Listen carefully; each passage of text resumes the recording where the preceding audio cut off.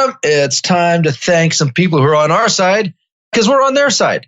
You found a new tool, software, Blue Rhythm commissioning software. Robert, I sure have. I think Blue Rhythm is what I've been looking for all these years. Building commissioning can be chaos at the best of times. Most projects I consult on really suffer from poor information management. It's 2019, yet the property and construction industry seems to be firmly stuck in the 20th century paperwork world. I think people mistake emails and PDFs and Microsoft files on their servers and all the different PCs as a digital solution. In reality, it's just unorganized chaos. Do you want to streamline your commissioning process and save time and money? Do you want to go paperless and increase efficiency? Blue Rhythm is a cloud-based software solution built specifically for building commissioning professionals. Blue Rhythm digitizes your custom forms and checklists, allows collaboration across project teams, and automates reporting, leaving you to focus on what matters. Their team help you onboard the test sheets you've developed over the years. You can even send it to them in paper, and they will digitize that and put it in the Blue Rhythm system for you. In my opinion, Blue Rhythm pays for itself in time saved on paperwork on a single project. For a demo or to start a free trial, go to bluerhythm.com. That's where rhythm is spelled RITHM, like algorithm. Bluerhythm.com. Tell them the Edifice Complex sent you there. In a world where high-performance, zero-defect buildings are hard to find, two men are on a mission to disrupt the status quo. Welcome to the Edifice Complex, the property design and development podcast. Let your hosts Adam Muggleton and Robert Bean keep you up with who is innovating and doing great work, perspective on the adjacent possible, and challenges to the status quo. Welcome to the Edifice Complex. I'm Robert Bean, your co-host and unofficial mediator, here with my colleague, official agitator, friend, and Yoda of most everything, really, to do with buildings, Mr. Adam Muggleton. Say hello, Yoda. Hello, Yoda. How are we doing? Doing good today. Hey, a year ago, today's guest wrote these words. Speaking of social media, quote, over recent years, the property sector has enjoyed a growing focus on people-centric development, with the health and wellness agenda becoming synonymous with forward-thinking, cutting-edge projects. He went on to say there's a growing body of evidence linking building quality to occupant health and a robust business case built around the health and productivity linkages. Early adopters can be seen in leading companies such as Google and Amazon, who are using strategies to attract and retain talent. Much like sustainability, the terms health and wellness enjoy broad yet shallow definitions. This means they can be applied in many contexts, but do not provide tangible detail for assessment. End of quote. Welcome to the show, Harry. Hey, thank you for having me. Harry Knibb, you are a principal consultant with Sustainable Places. You hold a master's of science degree in environmental policy and regulation and a master's in surveying project management. And you've won some awards for research exploring the linkage between pro-environmental behavior and happiness. Tell us how you ended up studying environmental behaviors and happiness, because unhappy people want to know your story. Well, thank you for the intro. Yeah, no, through a number of channels, I ended up at that master's. The first thing, I suppose, is I completed an undergrad in philosophy from the University of Leeds. And then, like most students or ex-students, started looking for work, and I stumbled across a company called M3 Consulting in London, where I met Adam. M3 was a development management company, so we worked for the likes of British Land and Tesco, big corporates, on their new developments in and around London. We would do quite front-end stuff around viability, feasibility, concept design, planning, and then all the way through delivery and out the other end. And I was there for around 4 years. I then moved to Mace and helped them set up their development arm as well. I was there for another 3 years, and this was really a really interesting time for me in my sort of informative years of my career, I suppose. So I was enjoying development, but I was always interested in a couple of things. The first one was having a job that was about something bigger than myself. And the second thing that was happening around the time, this was sort of begins in about 2016 and then goes on 7 years from there. Around that sort of time, sustainability and climate change was rapidly rising up the agenda. And so I got really interested in that and got myself into a position where I could go back to university as a mature-ish student and study environmental policy and regulation at LSE. So, and you know, in hindsight, that was such a great move for me because LSE was the catalyst, I suppose, that allowed me to realize that there are some methods in social sciences that really do look at big stuff, big trends in society, what the drivers are for behavior. And it taught me that there are some pretty robust methods out there for tracking it and understanding it. And I sort of came out at the end of that really wanting to take those methods back to the built environment and really understand the impacts of the developments that we have that we're building in a more, I suppose, holistic way. That's interesting. So, full disclosure, I used to work with Harry at M3 Consulting, and I moved away in 2007. So, what are we now, 11 years later? And amazingly, things haven't stayed the same, Harry. I mean, you've been to LSE. So, that's LSE's London School of Economics. So, Harry's alumni include John F. Kennedy, for example. Am I right? Yeah, you got that. Yeah. Amongst other radicals. Those heady heights. But yeah. So you're in pretty good company there. Now, what's interesting to me is, again, and we're finding a bit of a theme with some of the people we have on here. So we thought primarily when we started, we'd be talking to engineers, architects, developers. And it's fascinating how a lot of the people at the leading edge, or a lot of people who are making some differences, are working in adjacent fields and have their second degrees in adjacent areas, right? So, you started with a philosophy degree. Actually, that's a great degree to have when you go into property development, I have to say, particularly if you're stoic.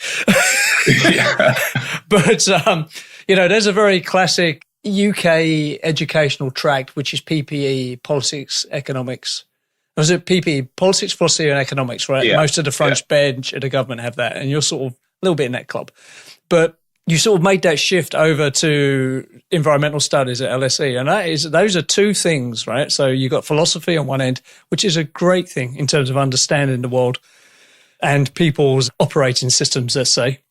And then you've got the economic and environmental issues on the other side. Now, that is a nice Venn diagram. I'm a big fan of Venn diagrams. So let's talk about the overlaps of that. How have they come together for you?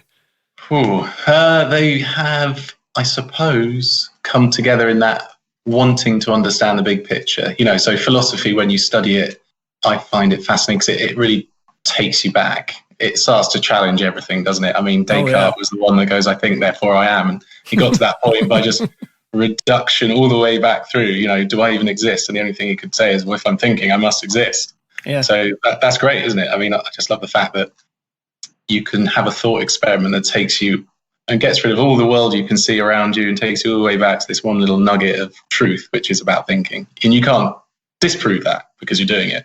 And then then he built up a whole sort of narrative around that. So that was sort of me wanting to understand the really, really big stuff. I couldn't become a philosopher. That wasn't viable, and I wasn't very good enough.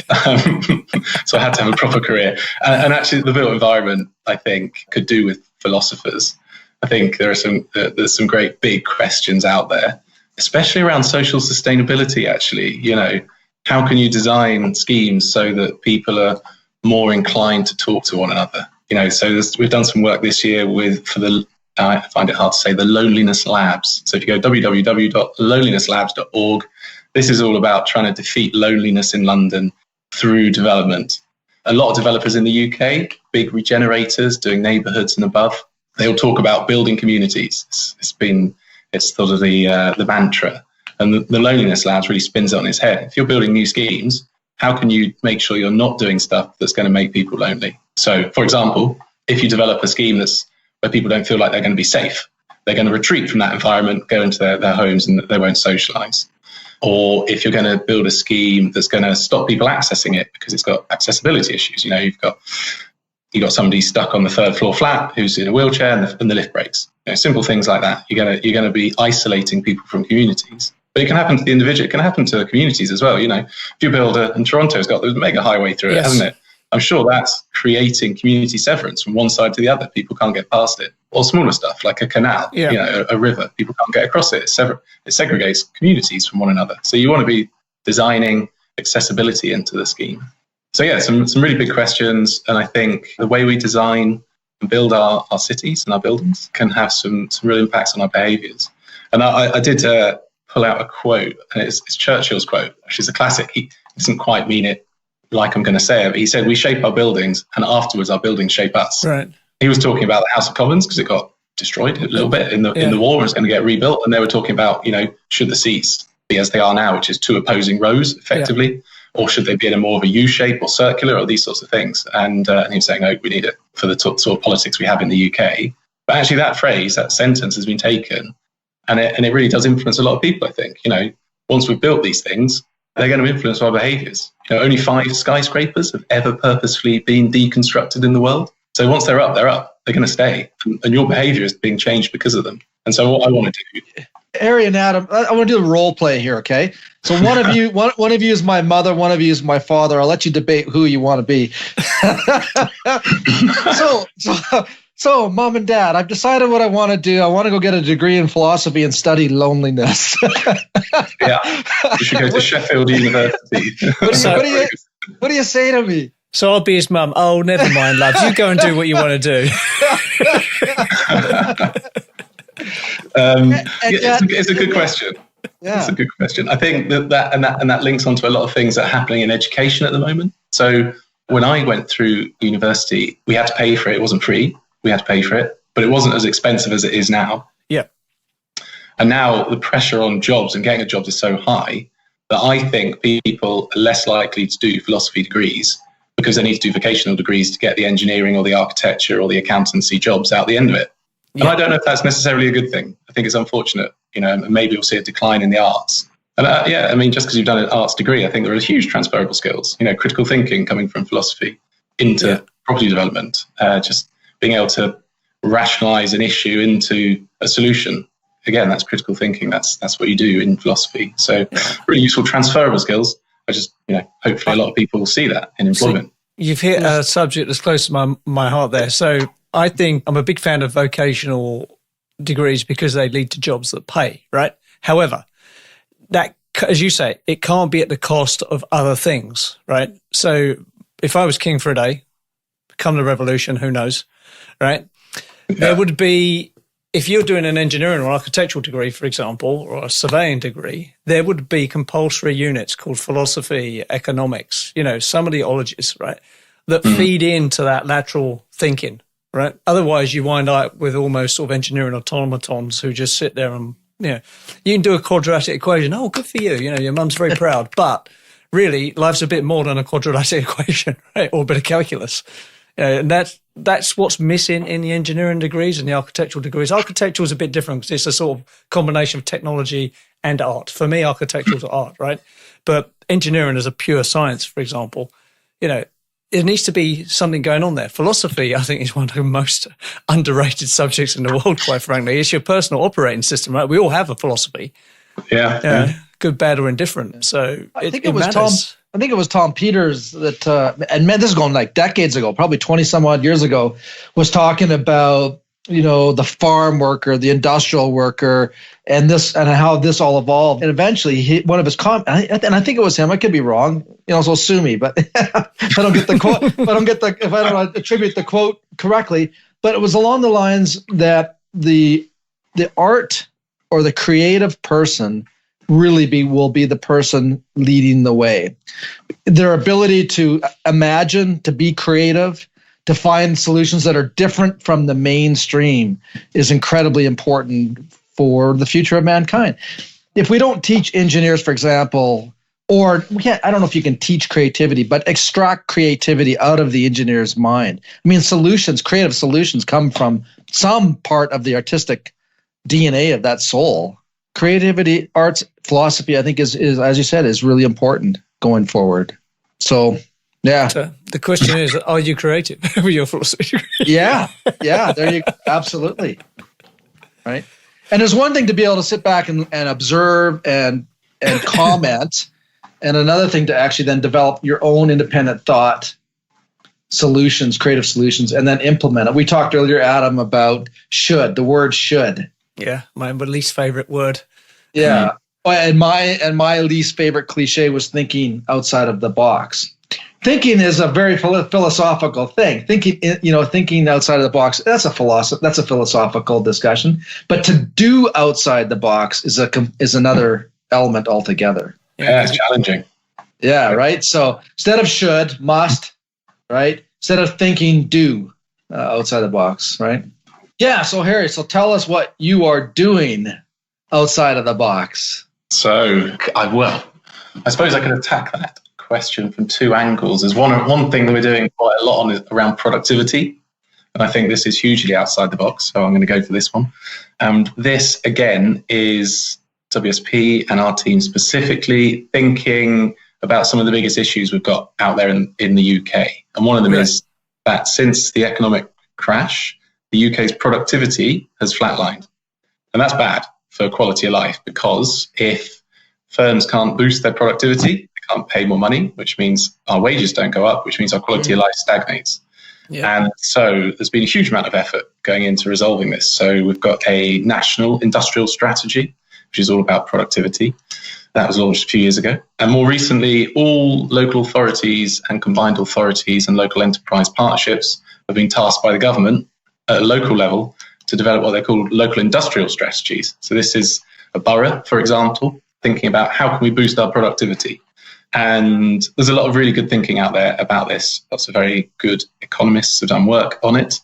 Mostly solutions are things like trade policy, things like innovation, things like investment in R&D and skills, and infrastructure, of course. But the thing that seems to be missing, in our view, is the role of the place. And this is what I was sort of talking about with the loneliness again.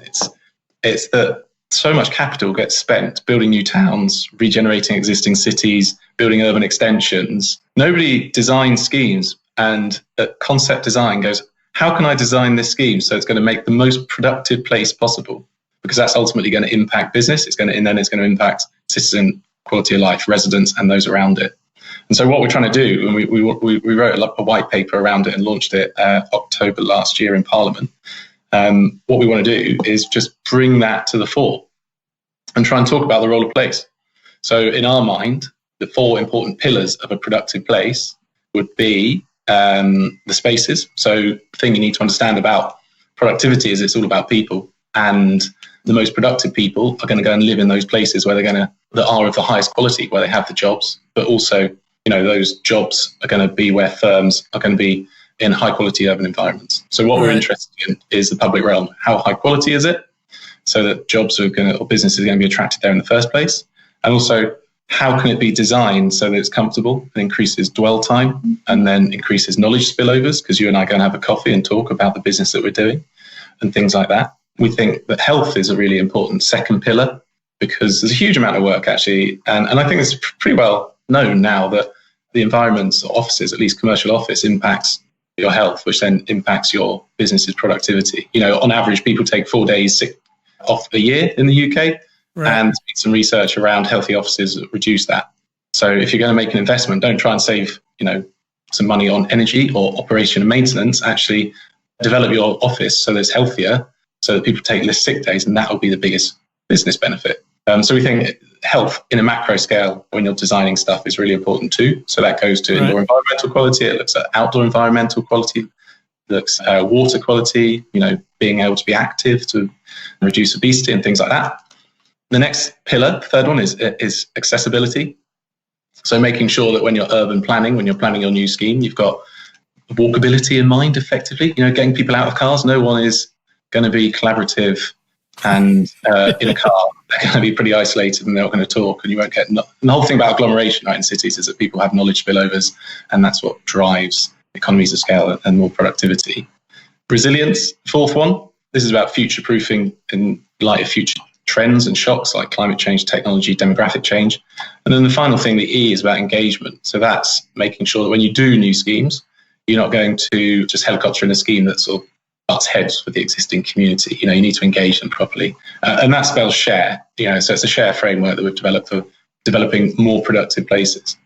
And, the aim for our business in the next 12 months is really to take that, talk to as many people as we can about it, collaborate with people where possible, and develop an approach that will start changing people's opinions on what they can achieve when they design new schemes. They want to be designing productive places, as well as low carbon and viable places too.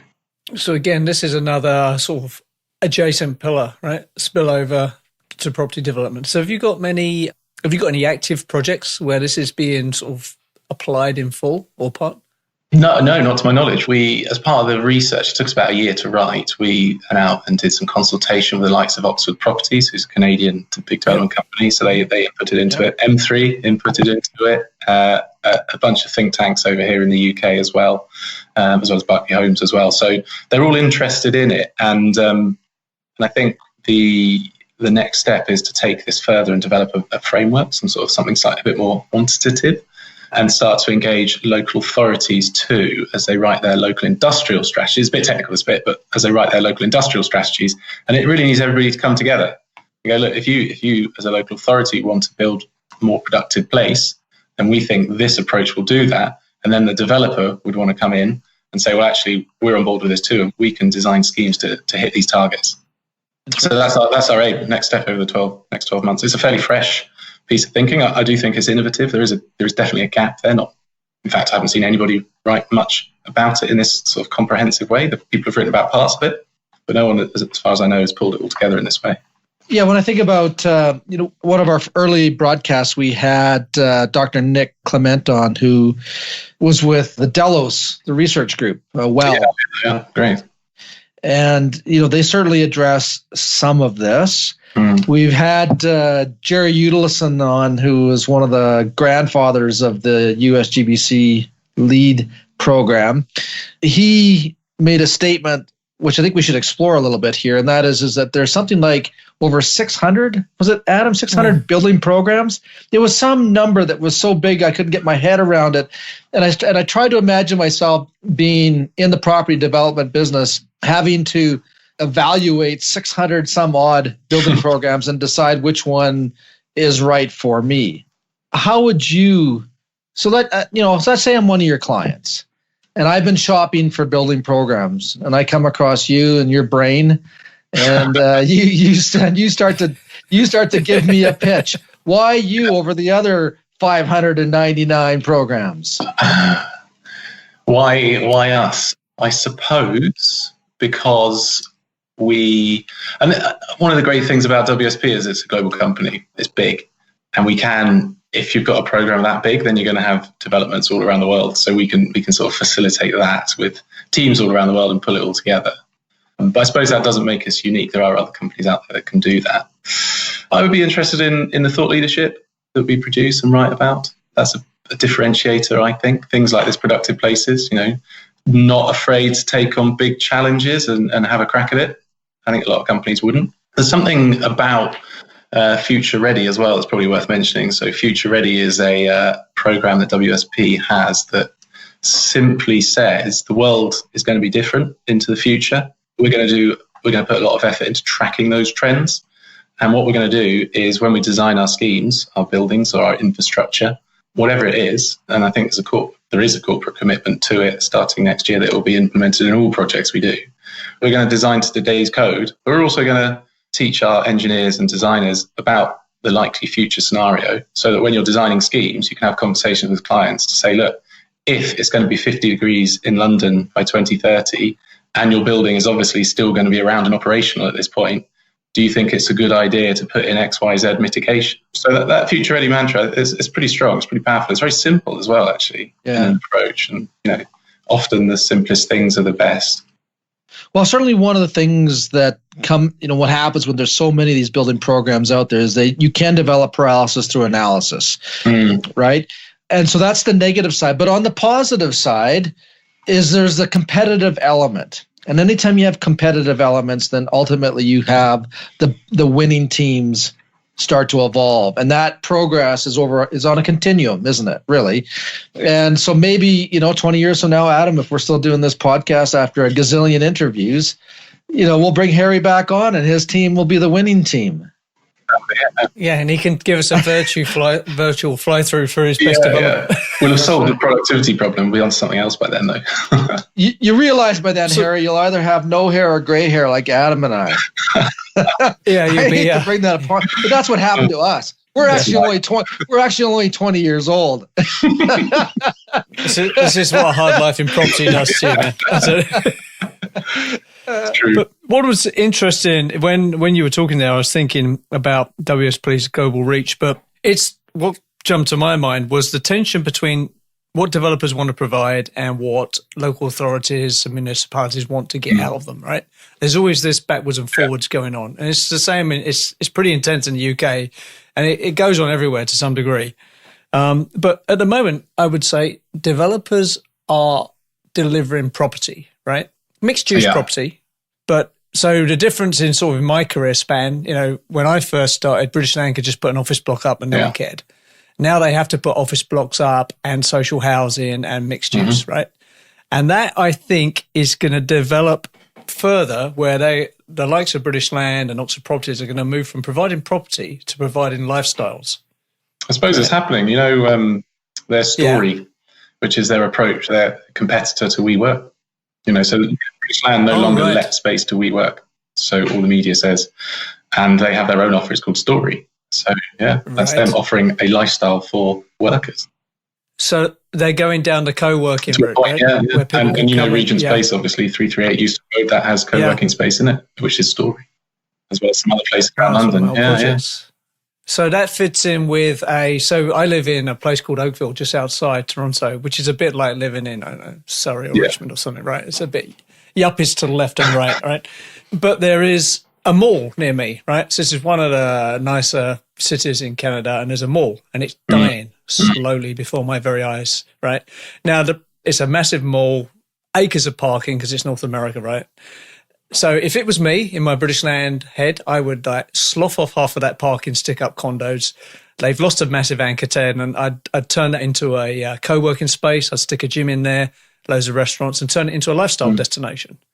Now, I'm not king of Canada for a day either, as it turns out, so no one's doing this. But what? Didn't you get the memo? I got deposed. But one of the byproducts of working as a property developer and management in London for 7 years is I cannot not be on, right? Everywhere I go, I'm thinking, British Land wouldn't have done that. I just slough that off, do this, And I think that will happen to that mall near me. And I think the UK is a little bit further ahead in that thinking and sort of going down that track. Because when you provide a lifestyle situation, right, which is more than just a destination, then you get the things you were talking about, dwell, people staying, interactions. I love that word, knowledge spillovers, right? Not coffee spillovers, which is what I get at the moment. So, that is where I think that's going. I think the question is, how long does it take, right? Yeah, and I think the added complexity to all of that, the mixed use space is ideal. It's great. I mean, one of the best things you can do, I think, for the planet is to develop really, truly mixed use cities where people want to just stay and enjoy themselves and not use their cars, and they don't really want to fly off for the weekend and things like that. That would be the biggest thing to help reduce carbon. But then, in your example, in your out of town complex, what's the impact of autonomous vehicles on all of this? Because what I don't know is whether or not they're going to make people travel more. Because if I wanted to work further away from my home, I can get into my autonomous office vehicle, and actually my 2-hour commute is just an extension of my office time. And therefore I can start living, because the thing about green belts in London is that actually, and the rail network, it allowed people to live further away and leapfrog and commute longer because our infrastructure and our rail speeds got faster, and the road network, of course, as well. But will AVs have that same impact? I don't know. Are people going to get even more dispersed because of this? Could be interesting. Well, I think the answer's already in plain sight for that. So this is a subject that's interesting to me. My dream is I've sold my last business now. I don't want to ever employ anyone again and be an unpaid tax collector. So my dream is to earn all my money off the internet somehow, right? Selling knowledge, selling anything, right? So there's a movement called the digital nomad movement. Yeah. And these people have these online businesses, and they just move around. They congregate in certain places like Chiang Mai, Thailand, Colombia, Canary Islands, where there's like great internet like super fast connectivity, right? But they do not need to be anywhere to do their job, right? Other than where they want to be. So I'm sort of coming towards the end of my career. I'm thinking about, where do I do now? Do I retire? So do I get a condo downtown and have a place in the country and then travel between? So on a carbon basis, that's not great, right? Now, go to autonomous cars. I'm watching my young adult children. So my children range from 20 to 24, right? They have no aspirations on cars. They could care less about getting a BMW or a Mercedes, right? So if you're slinging high-end cars, I've got news for you. Your business is going to be in trouble, right? Yeah. Right. They all want, so they use Uber. I think Uber, I could have potentially bought my last car recently. I think Uber will turn into a transport solution, right? Where you will summon things. My kids use Uber. They think I'm nuts owning cars, right? Most of my neighbours don't own cars. They lease them, right? I own my car because I'm from the Margaret Thatcher generation where he who dies with the most toys wins, right? So, but my children fascinate me because they shop online. They don't go to malls, which is why the mall's dying near me, right? They're happy with Ubers. They're all about experiences and not getting things. They don't really have aspirations for a suburban house with a white picket fence. Now, that might change when they get older and have children. I don't know. But, the things that I wanted at their age are not on their menu at all. Yeah, yeah. Now, that's going to lead to fundamental change. And I think the autonomous cars is going to be as impactful as going from horse to car. And that transition took 10 years, start to finish. Did it? Maybe. Yeah. Well, we're just testing our AVs in around London now. So, 2028, here we go. Yeah. So in London, it's doable because high concentration of people, a lot of power with the mayor there, right? So he could say, right, between, 6 in the morning and 8 at night, only electronic autonomous vehicles. We're done. That could happen. Right? That would change. It would be challenging, but he could. Yeah. Depends if it's Boris gets back in or not, I guess. Right? Or anybody else at the moment, depending on, we're a little bit unstable, you may have heard. Yeah, so actually that's a good point. You're a Brit. I'm a sort of half plastic Brit now because I'm Canadian as well. So what's going on back there with you guys? What are you doing to my country? What's going on? How has Brexit affected property development? Because I guess if you're a property developer, you're sitting on your money thinking, I'm not going to build anything till I know what's going on. I think, there are companies struggling at the moment because of that. We're a bit cushioned from our size, I think, and multidisciplinary helps us win work, But infrastructure is booming. There's loads of money going into infrastructure at the moment. We've got HS2, got Crossrail 2. Yeah. We've got government spending on parliamentary restoration projects, Heathrow Terminal or Runway 3 in the pipeline, things like that. So there's a new tunnel going under the Thames. Right. So there is still a lot. It feels, for me and our team, we feel all right. We feel like, there's still opportunity and we're growing. So that's a good thing. But I do know that there are smaller companies that are struggling. But again, who knows? I mean, Brexit could have a profound impact. And one of the things that, I see is how it changes migrant workers' desire to come here and help. Will people want to be working on our building sites and in our NHS and everything like that or not? And, maybe the UK becomes less attractive to that workforce. And if that happens, we've got a significant housing shortage. We're not building enough homes for people, not enough affordable homes. This is a massive issue right up the agenda. There's one way to guarantee that, Harry. You just build a wall. That is one way to do it. Yeah. Not sure we want that though. Yeah. I'm not a proponent of building walls. I mean, the world is tearing down walls. The communications that we have today, to be able to transfer money at the push of a button, right? To be able to make a call, like Skype right now. I mean, Adam's in Ontario, you're in the UK, I'm out here in the West. It's so easy. It's so fluid. Putting up barriers, as is occurring in various places around the world, is counterproductive, I think. It's got to be. And the easier it becomes for us, to transfer and live in different countries and cities, the more we'll start to pick and choose. I worked for M3, Mace, Barclay Homes and WSP. They didn't all have to be in London. They could have been in any different country. Yeah. And I would choose to work in the country that puts up the wall, Yeah. And many people would also take that stance, I guess. The Edifice Complex will continue in just a moment. If you're enjoying this podcast, we need your help. We're not asking for money, just a minute of your time. Our goal is to make the Edifice Complex podcast as relevant, educational, and useful as possible. By having good ratings, we can reach the widest audience. Therefore, our request is 2 small things. If you haven't already, leave us a review and rating on iTunes. And subscribe to the Edifice Complex on YouTube, even if you normally only listen to the audio version. These 2 things will help us immensely.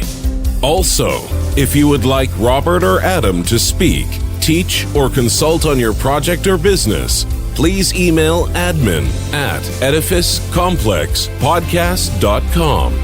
Thanks for your time, and now back to the show. Now let's talk about WSP. WSP is an interesting company because you're actually working for a Canadian company. You're welcome. And now they started off as a British company. There was just a very strategic timing on stock market valuations that made WSP possible to be bought by Geneva, right? Now, WSP is one of the real proper integrated, fully international consultancies, right? They're what I call the industrial construction complex. They have the ability to serve governments. You know, if government says, build me a port or build me an airbase, they can do that, right? Now, one of my personal friends and alumni from the show, Andrew Baubank, is now the global head of sustainability. Yeah. Now, I've worked with WSP in the Middle East where they're huge. They've got a huge presence. I know of them in the UK where they have a sterling reputation. In Canada, they have a good reputation. But how they're going to put all that together into a global strategy, that's going to be very interesting for me. And you're going to be in that, right? Because you're in that bucket. How do you see that going forwards for WSP? So difficult for me to talk about other nationalities, I suppose. But I think one of the things that is growing massively is that the services we provide are becoming broader and more integrated. So by that, you know, the work I and my team do around health and wellbeing, that wouldn't have existed 10 years ago. I mean, it hardly exists as a topic, but, you know, it's that wider consideration of what is the big impact of the schemes we're building is becoming increasingly important to a company like WSP. You know, you probably don't know, we have economists, we have scientists, we have engineers, and you have people like me who are policy/developer. So it is a broad mix. And I just, you know, I'm always keen when I talk to people to let them know that, structural engineering, M&E engineering, these are fantastic disciplines, but it's not all that WSP is. We've got a sister team to ours, sustainability and climate change, do corporate sustainability for some of the big businesses out there. So it is a broad and diverse company. And I think that's a strength, actually. I wouldn't have known about it. I may not have thought that before I joined a company like this, but I think the approach they've taken with it, which is about making sure that everybody knows everybody and works together, is a strong one. And that's, more and more global integration is going to come, I think.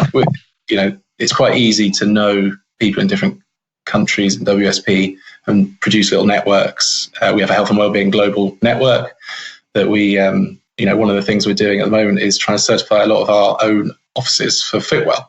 Yes. Right. And there's us in the UK, there's us in Canada, WSP in Canada and WSP in the USA, and we're all going down this journey together. So we have monthly calls and things like that, and we're going along this journey. So that's positive, and we learn from each other because of it.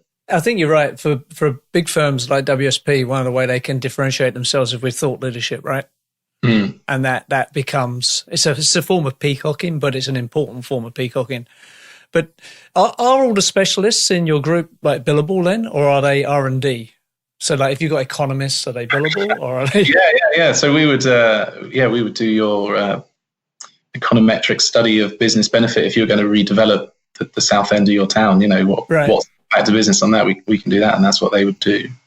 In terms of R&D, I guess we have allowances for that within our time.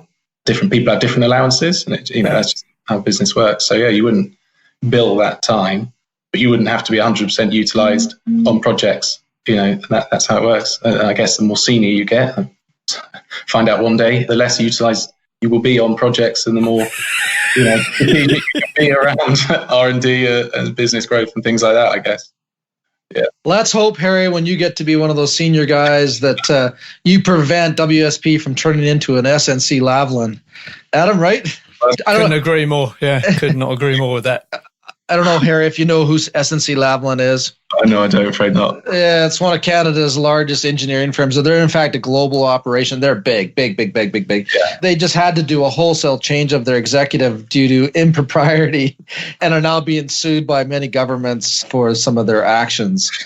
And that's, again, it goes back to there was some self-serving interests at the top within the executive committees, and now they're paying the price. So when you get to the top, Harry, make sure you keep your ethics. Thanks.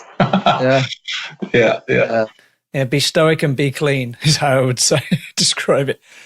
Yeah, I read today an SNC-Lavalin guy's been sentenced to 39 months in prison for bribery. Is that right? A senior guy, yeah. That's what very they say. Senior. Yeah. Now, to be fair, some of the markets they work in, if you work in emerging markets, someone has to get paid. Yeah. Or you're not getting that job, right? That's just how it works. Yeah, and that's an inconvenient truth that it's really hard to square that circle when you work here for the UK or Canada who have legislation against that sort of thing, right? It's a very difficult thing to navigate. So I don't know what the answer is to that. Let's not go down that rabbit hole. But one thing I do want to talk about, Harry, is the well standard and the well certification. So when I was active and had businesses in Canada, the LEED thing was a big thing here, and so we rode that wave till it died. Now there seems to be a new wave forming called WELL. Now my knowledge of it is microscopic. Can you give us an overview on what that is? Because I'm not really clear I understand it. Now that's only from the name, right? I'm taking it from the name. Well just means I feel well to me, but I guess it's a health related thing.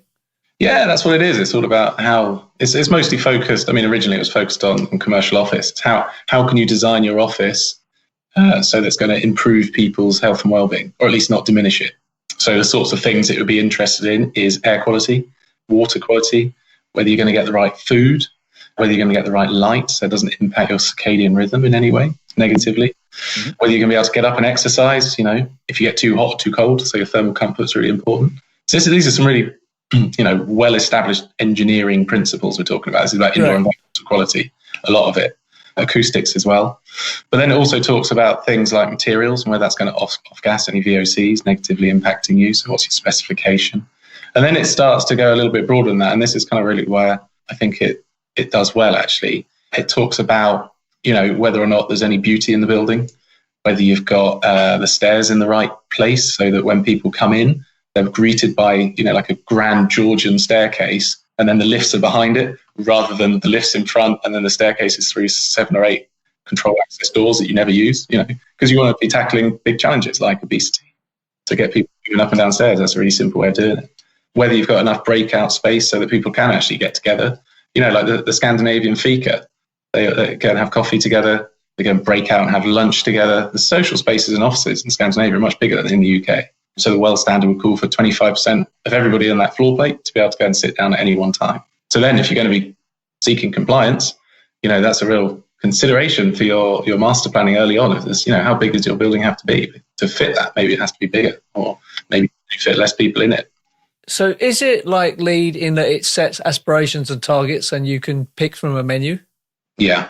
It's in its second version. Version 1 was quite prescriptive. You had to have a lot of preconditions it complied with, and then there was a little bit of flexibility around optimization. They've kind of spun that on its head a little bit now, so there's a lot less preconditions and a lot more optimizations, which allows you to pick and choose. And I think that's going to be good for WELL, because it's my experience of health and well-being in the built environment over the last 10 years is that probably about 5 to 6, maybe 7 years ago, it started to get talked about.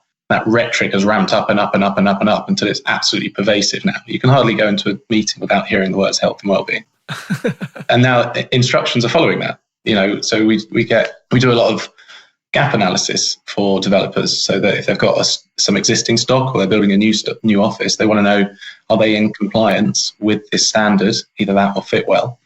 So that either they can then run a marketing strategy off it, or if it's a spec office development, they want to make sure that if a major tenant comes in who really want WELL certification, they're not going to prohibit it in the shell and core, things like that. And then some of them are really just interested in, what should we do? How can we improve the health and well-being of our office space? And these sort of frameworks, a bit like BREEAM, a bit like LEED, give you some, like a third-party accredited way of picking off that low-hanging fruit and formulating your thoughts around what is really a massive topic. So is it like, I mean, for example, British Land Officer Properties, they would always have a BREEAM standard that had to be met for the design team. So is it now in the UK that a WELL standard would be put out there in the design brief? Not yet. We do, we see that coming. Absolutely. There's a lot of companies who are seeking certification on, actually, one of the things we've noticed is that consultancies are certifying their own office space. Partly that's, again, this sort of peacocking thing, isn't it? About, we've done it here, so aren't we great? And now we can sell it. But also, I think it's about people are no longer wedded to one job for their whole lives. And, it's a competitive advantage. So businesses can sell you the salary and the work, but they can also now sell you the office space. And if it's going to be healthy and provide you with all these things that the accreditation tries to give you, then that's going to be more attractive. Yeah, it's a lifestyle thing, right? Which sort of translates into a staff retention thing. Massively, yeah. That's it. Yeah, reduce churn. The big sort of drivers for it are more productivity through less days sick, effectively, greater staff retention as well. So those are the two major trends. Are there any sort of studies or academic research done on the benefits of it yet? Yeah, there's loads. There's loads out there. There's something called the Cognitive FX Studies from Harvard, which has done a lot of interesting stuff around that. So they'll have people in an office and they're doing like a before and after. So they'll get them to do some cognitive tests, and then they'll change the quality of the air, pump up the CO2 or reduce the CO2 and check, are they better or worse? And then they start to monetize that. So the sort of conclusion from that was enhanced air quality will result in £2,500 more business benefit over the course of a year. And the engineering behind that would be better filtration, greater fan speed, maybe a couple of £100 extra on the energy costs. But if you're getting £2,500 per worker and you've got 600 workers in an office, the benefits for business are huge compared to the costs. Yeah, it's compounding and scaling costs, benefits rather. So that's £2,000 per worker. Employee, yeah, that was the result. I mean, again, you've got to take it with a little bit of pinch of salt, because you can find confounding studies. I think that you start to move into the social sciences a little bit, and one of the things in there is it is really complicated, and to isolate the drivers is hard, and therefore you can find competing factors. But this sort of a healthier office based around these sorts of frameworks that improves business benefit and through productivity is getting fairly well trodden ground. I think the interesting thing we're trying to do in productivity is take it out to a city scale. So what's that thinking that's being done in an office? Blow it up and take it out to the public realm and the transportation and the mobility and stuff like that. So this was the sort of thinking behind that white paper we talked about earlier. Yeah, I think those cognitive studies in part were driven by the General Service Agency of the U.S. government, the GSA. As far as I understand, they're the largest real estate holder in the U.S. is the government. Yes, they are. And so when you think about, the hundreds of thousands, well, probably millions of employees that they have, productivity is a big thing for them. And those studies, I think, were certainly part of their trying to understand how they can improve productivity within their people and, of course, within the buildings. This, Harry, you bring up a good point, and that is to take it out of the office and apply it to a much larger scale. I think that's really important. Do you want to expand on that? How do we do that? Yeah, good question. I think you have to. Well, one of the things that we're interested in, I suppose, when you do a health and wellbeing strategy, is you shouldn't just focus on the building. You should try and you've got to understand that the people who are going to be in that building will be living the same sort of lives that we're all living. So we'll be breathing the air outside. We'll be eating the food that's available to us. We'll be taking trains in and out to a house that may or may not be good for our health. And you can't impact all of that, but you can start to impact some of it. So things like the electrification of buildings, so heat pumps for heating and cooling rather than burning gas, that's going to improve air quality in cities. That's going to be fantastic, because buildings account for almost 30% of nitrous oxide, I think is the stat. That's a huge amount. And then providing facilities for electric vehicles as well. So you're really starting to address that air quality issue. You get rid of fossils, you use electricity instead, air quality is going to improve. And then I think you've got to, again, the next thing, to air quality trying to be resolved, then you've got to think about what other issues are there. Food. So one of the things that Bloomberg do now, I've heard, again, for example, is that they don't produce cafes in their new buildings, but they say, we don't want any cafes in there, so you should go out and use the local amenities. This is really great for community. But I expect that also they should be, if they're doing that, then advertising which ones are the healthy ones and which ones are the unhealthy ones, and things like that. So you might be starting to tell people, Tom's Kitchen around the corner, this gives some really good food, you can go there if you want, or maybe some subsidies for that. That's sort of a bit of nudge behavior theory going on. Yeah, maybe Michael Bloomberg and Howard Schultz from Starbucks have concocted that deal. Maybe. I could tell you that system in the North American context would be corrupted within 6 months. In a heartbeat. Yeah. There'll be backroom deals cut everywhere. Yeah. So just a sidebar discussion, in terms of moving from combustion-based systems to heat pumps. There was a recent study that was done looking at the heat island effect. So if you take a urban area versus a suburban area, and you converted everybody over to heat pumps, what their study determined is that when you get high density populations, like a downtown core, had you actually converted everybody over to a heat pump, that the temperature would rise significantly, 3-4 degrees Fahrenheit or Celsius. I think it was a Celsius the study was in, 3-4 degrees C, just simply because of the heat rejection and the island effect that occurs. Now, when you move that into a less populated area, like Canada, for example, there'd be less impact. But you take Hong Kong, London, Toronto, New York, Chicago, the big cities, converting everybody to a heat pump, it has consequences. Yeah, that's an interesting, right? So with good intentions come some bad consequences sometimes, right? Yeah. I suppose this is one of the big interests, of me and the work that we do is, are we locking in problems for the future without fully analysing them now? Yeah, bingo. That's a good statement right there that we need to ask ourselves whenever we head down that design process. Do you know what? I'm going to coin a term for that. We're going to call that the asbestos conundrum, right? So asbestos is great. It works. They still use it on London Underground trains. It's the only way I can stop the brakes, get the brakes to work. Yet, embedded in that came out decades later was a horrific health issue, right? Yeah. So just rephrase that question again. Are we embedding? I want to write this down. So Adam and I have this plan to create T-shirts. Yeah. There could be a Harry Knibb T-shirt in your future. We have to find a way to make money off of this podcast. So if we can't sell the podcast, we're going to sell T-shirts, hats, and coffee cups. Yeah. So, are we embedding unintended consequences? I think. Unintended consequences. So a good example for me is by focusing on energy and carbon, we've asked our homes to be better insulated and more airtight, and now tall buildings are overheating in the UK. So then we have to introduce cooling, and those buildings that are built that are overheating could have health impacts. So could that have been foreseen, and should we have done it slightly differently? Those are the questions. I mean, it's I suppose trying to think about unintended consequences is an easy thing to say and a very difficult thing to do. Yeah, no panacea there, no silver bullet. Yeah, we actually experienced that back in the late 70s, early 80s, not on large scale buildings, but in housing when we introduced the R2000 program here in Canada, which was a high performance enclosure. And the early houses that were built to that standard lacked adequate ventilation. So they reduced the energy, but the indoor air quality became very, very poor. People became sick from that.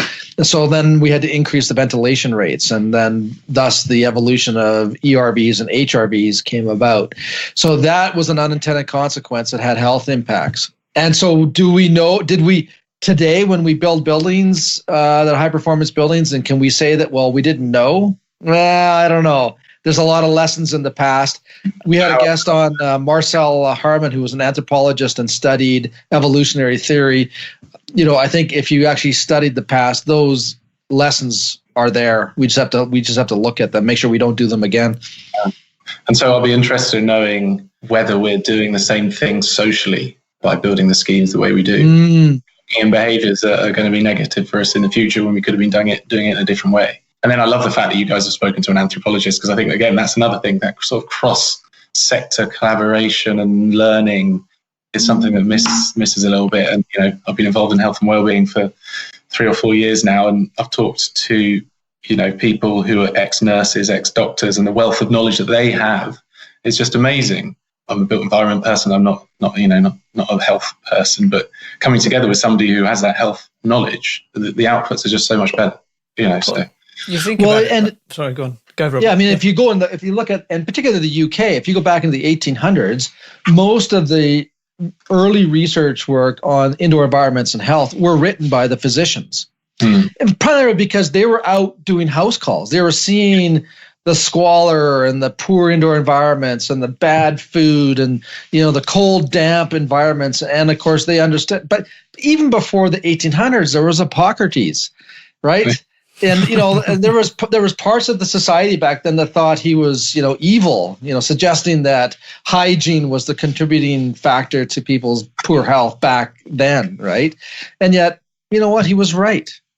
The environmental hygiene in buildings has an impact. We know this stuff, and it's been written about for thousands of years. So this unintended consequences thing is a big thing, and it's an interesting thing because, again, based on the people we've been interviewing, and what you're starting to see is this lateral thinking that's starting to emerge at the front end, the bleeding edge of things, right? So there will be less unintended consequences if you're considering evolution, biophilic design, biomimicry, well-being, all these other things that millennials want that baby boomers don't want, right? All these things. The more you think about it, the more chance you have of future-proofing and less unintended consequences, right? Now, if you're a developer who's just putting up that same old shitty building, copy, paste, repeat, then them guys, they're dinosaurs. They got to go, right?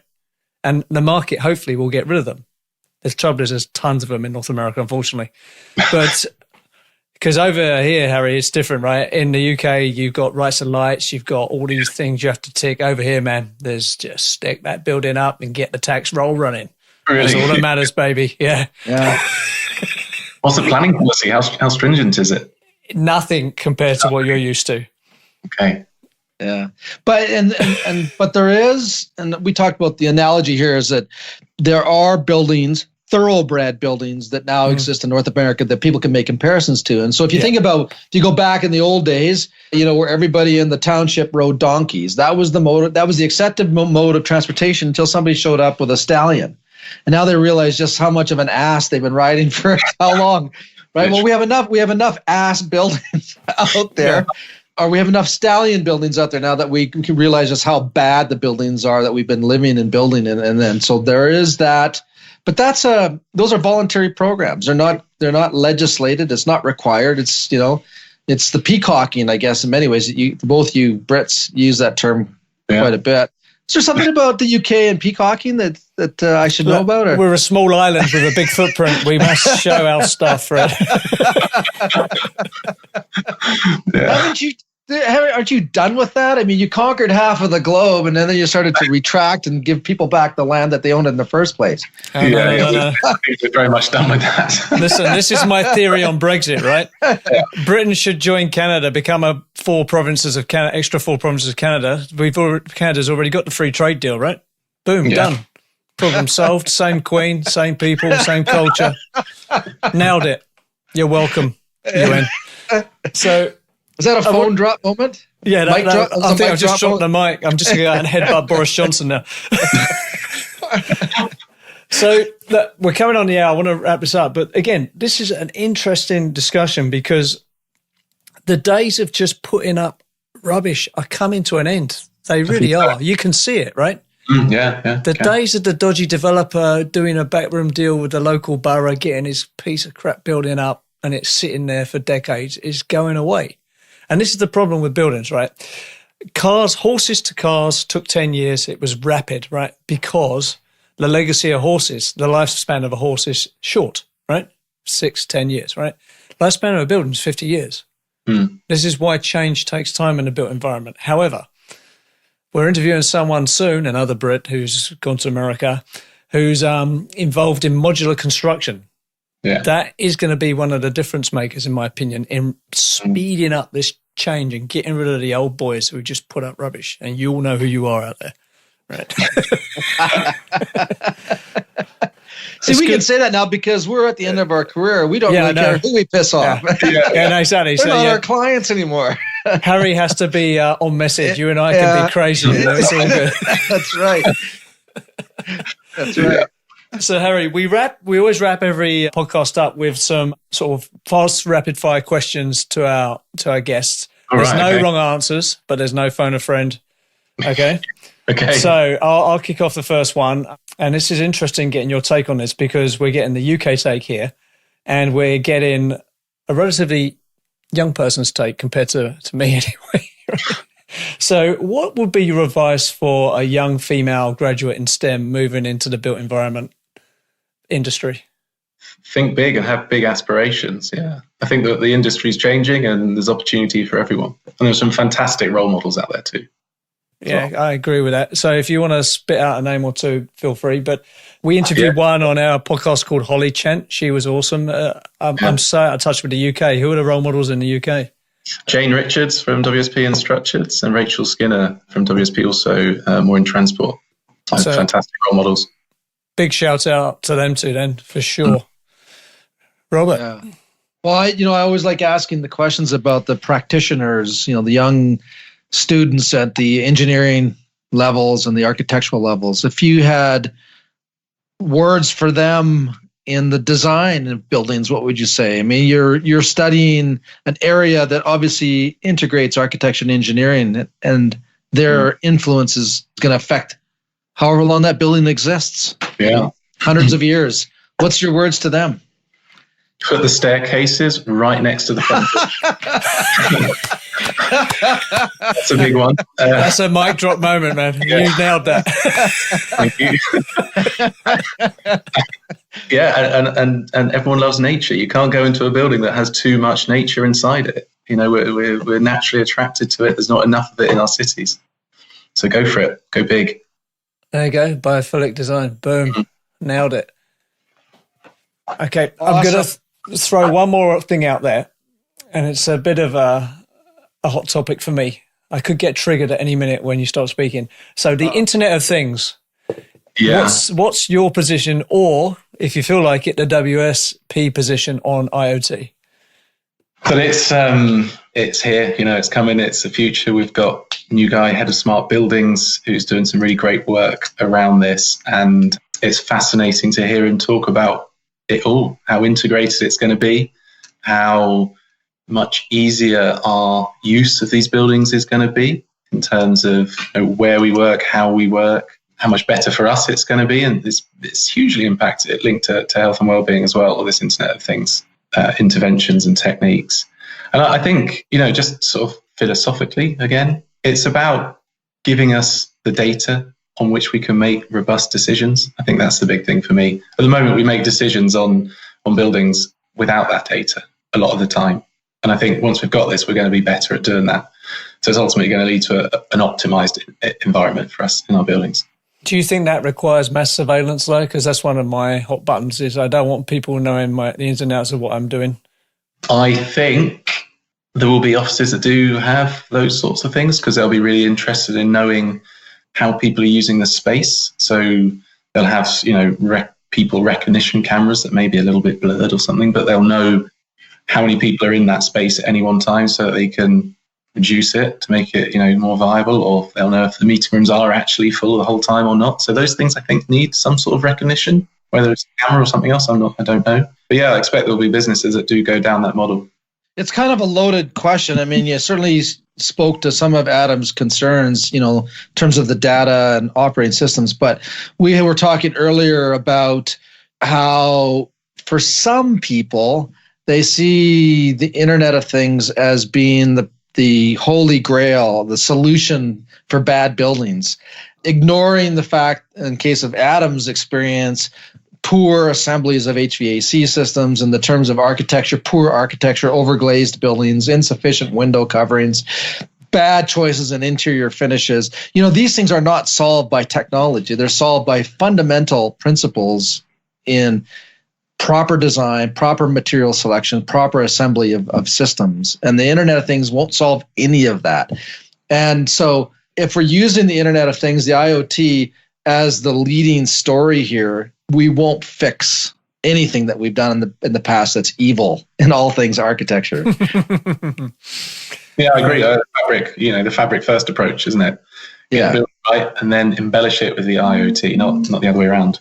Yeah. Great. Now, I want to give a big shout out to WSP, because what I took away from your answer was WSP are on this, right? They've got someone working on it, and they're getting some thought leadership and some research and hopefully some consulting services going around it. So kudos, WSP. And obviously, I just want to repeat, Canadian company. Just saying. Yeah. That's all right. I'm a Brit as well. I'm sort of half and half. I'm very conflicted. Yeah. That's what happens when you have one foot in one country and another one in the other, and there's a water in between. Yeah. It makes for an uncomfortable stance. Okay, Harry, look, we need to wrap up there then. Yeah. So thank you very much for coming on. It is really interesting hearing to what you're up to. It's great to catch up with you, because I obviously haven't seen you for a long time, and I'm so pleased you're developing and you're moving on, and WSP is a great sandpit to be playing in there. There's some really great people in there. Certainly as well. Thanks a lot for having me, and nice to see you. Nice to meet you. Yeah, great. So we will keep in touch, and if you have any earth-shattering advancements in your field, let us know and we'll get you back on. Yeah, shall do. Lovely. So what did you make of that? It was so good for me to see Harry, because the last time I saw him, he was a sort of a graduate, sort of 1-2 years into his career. So, he wasn't the fully formed person we've just interviewed, that's for sure. It's really nice to see how he's developed. He's really doing well. I like how he's taken his philosophical start in his career, identified this loneliness lab, which I'm going to go check out, because that's pretty interesting, that in itself. And then to say, how do we look at the property development from a philosophical point of view, and him talking about, productivity, healthy environments, accessibility, resilience, engagement. These are all really good words. And when you put them into practice, how can you not end up with a better building? I thought that was really well done on his part. He made a statement which was probably one of the highlights. Are we embedding unintended consequences in our programs, the building programs, whatever, pick a program, LEED, well, BREEAM, whatever, right? Yeah. Yeah, I know. That was a deep thing, because you could apply that to any industry, but particularly with buildings, the lifespan of a building, they just don't go away, right? Once they're up, good, bad, or indifferent, they're there. And everything is baked in the cake when that thing is up, right? So if there's some bad things, unintended or not, in there, they're kind of come out and they're not going away. So again, my big insight from what WSP are doing and Harry's doing is the fact that design is evolving into not a complex thing, but a multi-perspective thing, where so many considerations now are being put in the cake mix that weren't there before, right? Right. If you've gone back to the 60s and been to a development meeting and said, hey guys, let's think about water use and people's well-being while they're all chain smoking and drinking scotch, like an episode of Mad Men, right? Yeah. What you talking about, Willis? Yeah. They'd say, go and put your skirt on and go and play outside. Yeah. Yeah, so it's what I like to, obviously, relative to you and I, a young mind. Oh, for sure. That has grasped early in his career the importance of these subject matters. He clearly didn't fall into into a rut. No.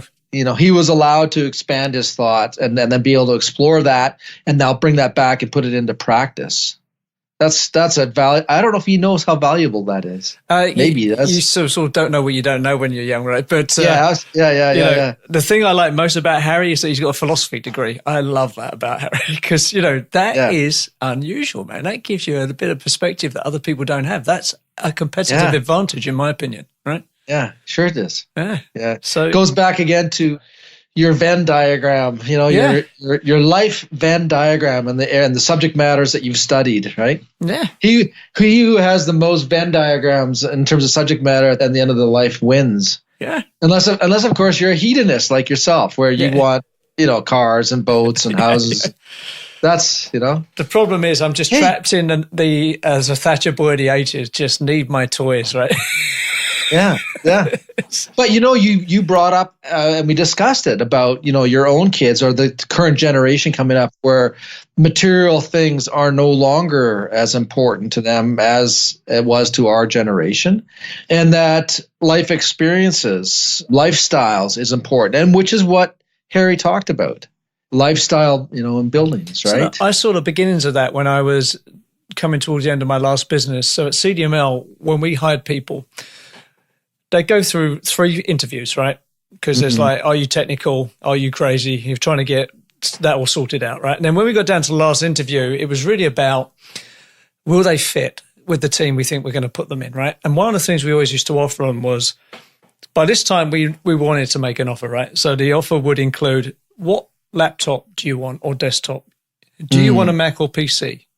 Do you want an iPhone or an Android? We were subscription on all our software, so everything was completely up to date, right? So our thing was, as employers, we wanted to give them what they wanted, because if you think the phones aren't important to them, then you're kidding yourself, right? Yeah. But then you're taking excuses away as well, right? You're providing them the toys that they want to do their job. So there's no excuse for not doing your job, right? But it's also, what we worked out was it became a retention tool, because some of the people that joined us after we made these offers, and we always had half-day Fridays and flexible working, and a lot of them said it wasn't the money, because we were paying market rate, not above, not below. It was the fact that we had up-to-date IT, choice of IT, Friday afternoons off, flexible working. Those are the things that matters. That was the beginning of the sort of like tailoring your work experience to a more of a millennial mindset. I hate calling them millennials. It sounds like a derogatory term. It's not. Yeah. It's just a different mindset, right? It's a different set of expectations. The way I describe it is, I think my children are not willing to put up with the BS that our generation put up with, good or bad as that may be, right? It can be good because it's affecting change.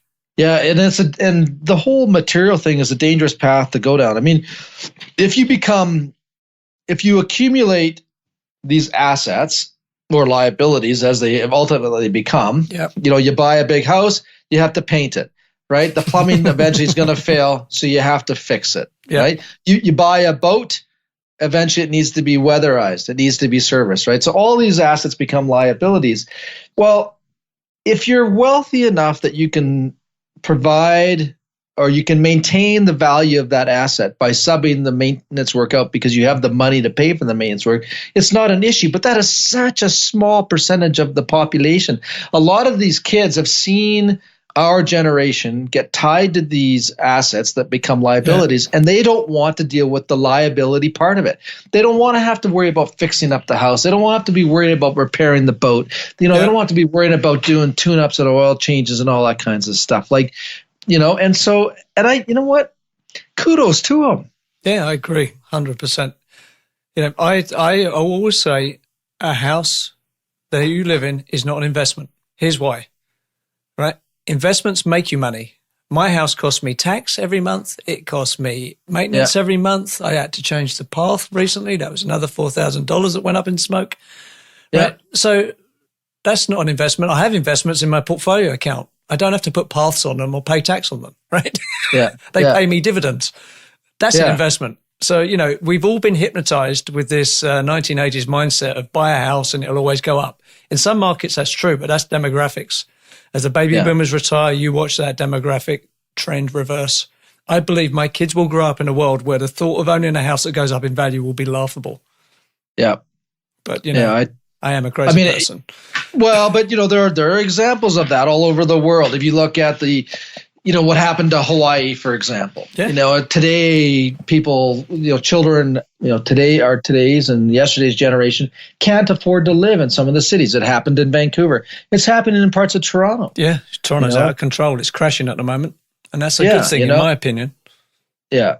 Calgary certainly has, over the time that I've been here, Alberta, not Calgary, but Alberta in general, has gone up and down more times than any other city that I know of. Simply because we're so tied into the energy sector, right? And of course, a lot of our revenues came from the oil and gas. Well, oil and gas is hurting, so now the province is hurting. And so, there are bubbles, but eventually, even those bubbles will get challenged from an economic test. Yeah, it'll reach a point where people just say, "There's enough is enough." Yeah, that's exactly what will happen. So just to wrap up on Harry then, I am very impressed with WSP, how they've grown, because what they're doing there, they really are providing the total solution from a consulting point of view, right? Yeah, they've pretty much, totally. if you wake up and think, oh, I need a fire expert or I need a wellbeing expert, that's there, right? That's a differentiator. So kudos to them for that. And I like the fact that Harry is on a sort of like, in any other firm, he'd be the crazy R&D guy in the corner, right? Yeah. And in WSP, he's making some money for them and advancing their thought knowledge. So I like that a lot. That's a great example to follow. So, if you're a young graduate looking for a job, send your resume to WSP, I say. Yeah. Why not? Yeah, absolutely. Okay, man. So I think that was a good one. They're all good. It's all good, man. Adam, we pick good guests, But you know what? I am learning so much from these people. Yeah. That's the danger of sort of being older and experienced. You sort of get trapped in your own mindset. What I love about the people we speak to is they really pull me out of that. I've learned so much interviewing everyone. It's been awesome, man. Long may it continue. Yeah. Hey, you know what? We should take this opportunity again to just remind our listeners to, if you've got an idea for a great guest, and what we're looking for. Well, you listen to the podcast, you know who we're talking to. We're talking to the outliers, the guys that are fighting the status quo, the guys that want to make change. We're not interested in talking to people that are going to tell the same story over and over again, or they've ingrained their whole lives into a system that's become the status quo. We want people who don't like what they see and are willing to put their reputation and their careers on the line to change it. Hear to that. And by the way, I'd love to get someone with deep knowledge of the IoT status quo at the moment and get them on and really thrash it out with them. Because on balance, I'm a fan, but I have some concerns as well. So I'd love to get someone on for that. So if anyone out there knows someone who's at the bleeding edge of the IoT and a thought leader and employed and not a crazy person with a tinfoil hat, send them our way. Hit us up on social media. Absolutely. You got it, man. Okay, man. So great one. I'll see you in the next one. All right, Adam. Always a pleasure, man. Cheers. Bye. You've been listening to the Edifice Complex podcast with Adam Muggleton and Robert Bean. To access show notes for this episode, visit edificecomplexpodcast.com. Also, if you would like Robert or Adam to speak, teach, or consult on your project or business, please email admin@edificecomplexpodcast.com. See you next time. Adam, it's time to thank some people who are on our side because we're on their side. You found a new tool, software, Blue Rhythm commissioning software. Robert, I sure have. I think Blue Rhythm is what I've been looking for all these years. Building commissioning can be chaos at the best of times. Most projects I consult on really suffer from poor information management. It's 2019, yet the property and construction industry seems to be firmly stuck in the 20th century paperwork world. I think people mistake emails and PDFs and Microsoft files on their servers and all the different PCs as a digital solution. In reality, it's just unorganized chaos. Do you want to streamline your commissioning process and save time and money? Do you want to go paperless and increase efficiency? Blue Rhythm is a cloud-based software solution built specifically for building commissioning professionals. Blue Rhythm digitizes your custom forms and checklists, allows collaboration across project teams, and automates reporting, leaving you to focus on what matters. Their team help you onboard the test sheets you've developed over the years. You can even send it to them in paper, and they will digitize that and put it in the Blue Rhythm system for you. In my opinion, Blue Rhythm pays for itself in time saved on paperwork on a single project. For a demo or to start a free trial, go to bluerhythm.com. That's where rhythm is spelled RITHM, like algorithm.